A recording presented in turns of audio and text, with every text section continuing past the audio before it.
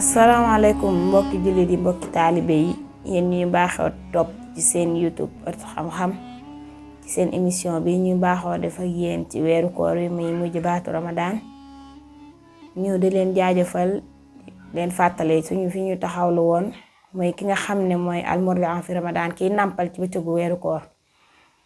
tey nag ñu delsi ci ñeenteel bi mooy ki nga xam ne dafa feebar ci weeru koor wi te ñu xamal ko ni ko saw feebar bii kat mënta wér te du wér kooku dog da koo war ci biir weeru koor.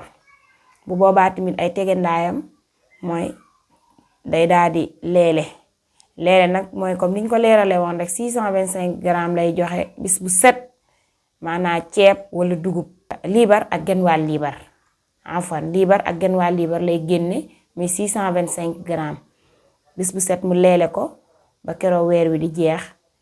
bu fekkente ne tamit mën na koo dajale ba ci ñaar fukki fan ak juróom-ñeent buñ ko wooree mu génn lépp joxeendoo wala mu génn fanweer yépp joxeendoo te bu koy joxee mu jox ko koo xam ne saa bu ko joxee dina ko mën a jariñoo. di ko jox kenn sopp nañ ko ca. wassalaamu aleykum wa rahmatullahi taala wa barakaatuhu.